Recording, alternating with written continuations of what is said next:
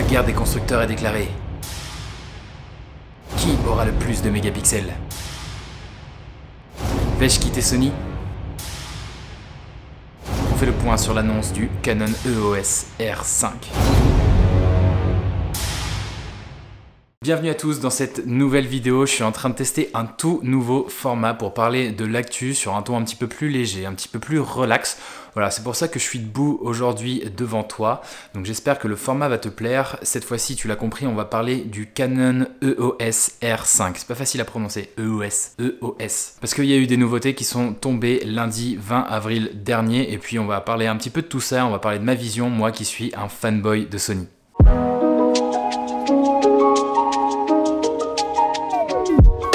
Tu le sais, si tu me suis depuis un petit moment, ça fait des années que j'utilise du matériel Sony.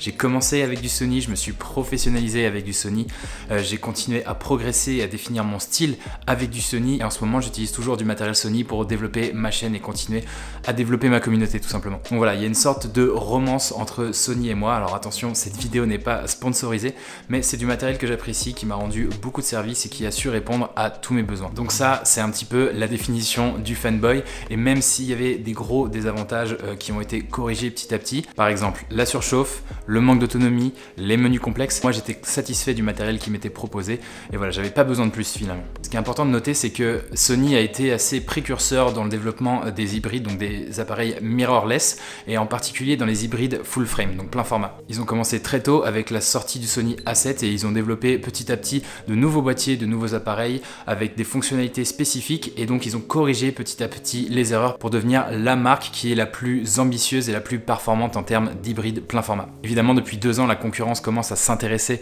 à ce secteur et essaye de rattraper petit à petit le retard avec des grosses annonces. Donc il y a Nikon qui a annoncé son Z6 et son Z7, il y a Panasonic avec sa série S1, H et R, et enfin il y a Canon avec d'abord les Canon EOS R et RP, et tout récemment, en mars dernier, Canon lâche une énorme bombe dans la gueule de tout le monde avec l'annonce du Canon EOS R5. Comme je te l'ai dit, c'est en mars qu'on entend pour la première fois parler du Canon EOS R5. Je vais dire le R5 ou le Canon R5 parce que c'est un peu trop compliqué à dire. Et une des rares informations que Canon a laissé fuiter, c'est qu'il était capable de filmer en 8K. 8K! Donc c'est assez impressionnant, ça mettait un gros coup de pied dans la fourmilière, ça mettrait un gros coup de pression à tous les autres constructeurs. Et donc depuis, tout le monde était hyper impatient d'avoir plus d'informations à propos de ce boîtier. Faire de la 8K c'est bien, mais sous quelles conditions, ça c'était encore plus important. Et donc on attendait très impatiemment d'avoir des nouvelles de ce Canon R5.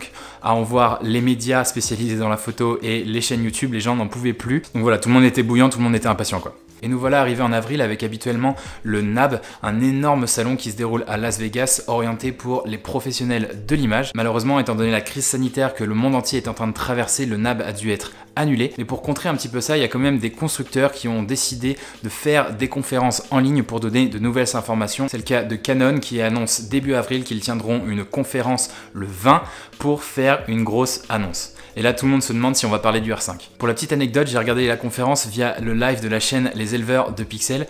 Donc voilà, on était à peu près 200, entre 200 et 300 personnes à regarder ce live et à attendre l'information qui nous intéressait le plus, des infos enfin sur le R5. C'était un peu long, c'était très technique, pas forcément hyper qualitatif, donc c'était un petit peu décevant de la part de Canon, mais on a quand même passé un bon moment, c'était assez cool, donc merci pour ça Pierre. Alors oui, Canon a parlé du R5, la conférence a duré 1 heure, on a parlé du R5 pendant à peu près 5 à 10 minutes, et surtout ils ont parlé du R5 seulement à la fin de la conférence parce que tout le monde savait que c'était l'information capitale de la conférence. Et donc comme je te l'ai dit, ils n'ont pas parlé très longtemps du R5, mais ils ont laissé fuiter de nouvelles fonctionnalités, de nouvelles specs sur le R5, et je peux vous dire que ça envoie.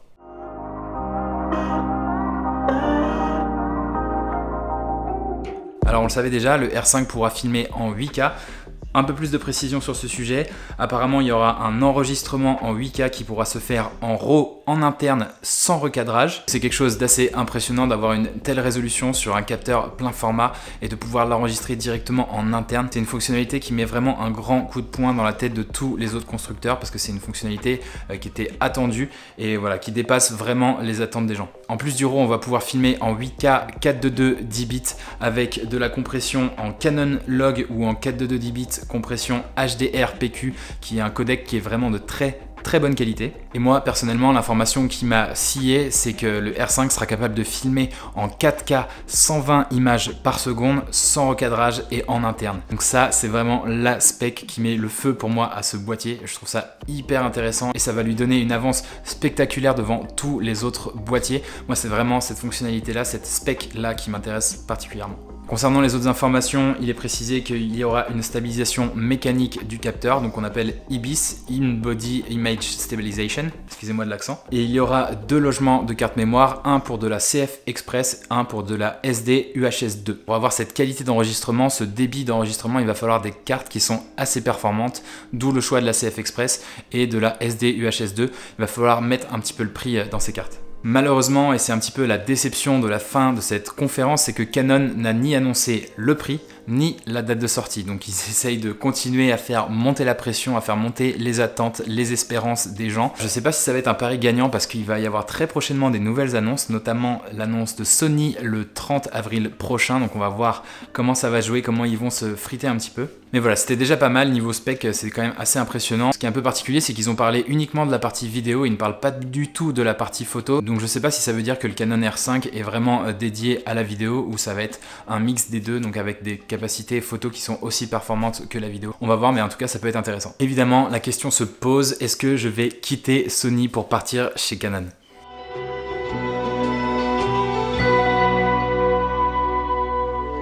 Et malheureusement, je vais pas pouvoir te répondre dans cette vidéo. Il faut avouer que les specs du R5 sont vraiment hyper alléchantes. Concernant la 8K, pour moi, c'est seulement un concours de grosses... Enfin, vous voyez ce que je veux dire? Mais je pense qu'il y a assez peu de personnes qui vont avoir besoin de la 8K si ce n'est pour cropper dans l'image. Donc ça, c'est un petit peu surfait, mais c'est pour dire à tous les autres constructeurs, voilà, nous, on est capable de proposer un boîtier avec de la 8K. Qu'est-ce que vous répondez à ça, quoi? Comme je te l'ai dit, moi ce qui m'importe c'est la 4K à 100 images par seconde, ça c'est assez impressionnant, c'est assez cool et c'est une fonctionnalité que j'attends impatiemment de voir développer chez Sony. Et oui, parce qu'il ne faut pas oublier que Sony a 2 boîtiers à sortir, ça fait un long moment qu'on les attend. Il y a le Sony A7 IV et puis il y a le Sony A7S III dont on entend parler depuis des années et des années, qui semble être le saint graal pour tous les vidéastes, en particulier sur YouTube. Donc on n'en peut plus de cette attente. D'ailleurs, je comprends pas trop la stratégie de Sony parce que finalement Canon a réussi à faire une énorme annonce en avant de Sony et donc ça lui donne un énorme avantage, je trouve, sur le commerce, sur le marché. Donc j'espère vraiment que Sony pourra faire une annonce qui viendra rivaliser avec le R5 parce que moi je place tous mes espoirs là-dedans. J'ai pas spécialement envie de changer de constructeur juste parce qu'il y a des specs en plus, j'ai pas forcément envie de la 8K. Par contre voilà, comme je te l'ai dit, la 4K à 100 images par seconde, c'est un truc de ouf, j'ai vraiment très envie de tester ça, de l'exploiter et de l'utiliser dans mes vidéos YouTube. Donc on verra, j'attends énormément de choses de la part de Sony. Voilà, en tant que fanboy, j'espère qu'ils vont savoir répondre à Canon de la meilleure des manières. Et d'ailleurs, le 30 avril prochain, toujours dans le cadre du NAB 2020 qui a été annulé, Sony tiendra une conférence. Alors on ne sait pas exactement de quoi ils vont parler, mais en tout cas j'espère qu'ils vont parler d'un A7 IV ou d'un A7S III avec de la 4K et quelques framerates un peu élevés, genre au moins de la 60 images par seconde, peut-être de la 120 images par seconde, ça serait vraiment top et ça finirait de me convaincre de rester chez Sony. Mais en attendant, je suis un peu dans l'expectative. Évidemment, il y a une autre condition pour switcher chez Canon, c'est le prix.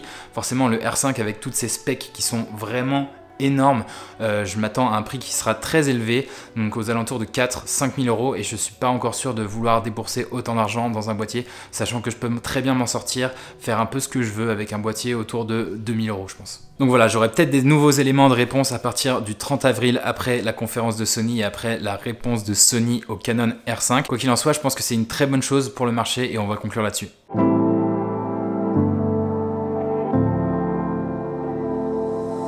On peut penser ce qu'on veut des specs du R5, mais ce qui est intéressant dans tous les cas, c'est que ça vient foutre un gros coup de pied dans la fourmilière du monde de la photo et de la vidéo. Ce qui est intéressant avec ce genre d'annonce, c'est que ça pousse les autres constructeurs à se remettre en question, à aller un petit peu plus loin, à aller dépasser ses concurrents et à développer des appareils toujours plus ouf. Et ce qui est intéressant aussi, c'est de proposer ces produits à des prix de plus en plus avantageux, et dans ce cas-là, c'est nous qui gagnons. C'est un peu une course à l'armement et à la technologie dans laquelle on se retrouve. Tout le monde essayait d'avoir la petite fonctionnalité et le petit mot impactant comme 8K.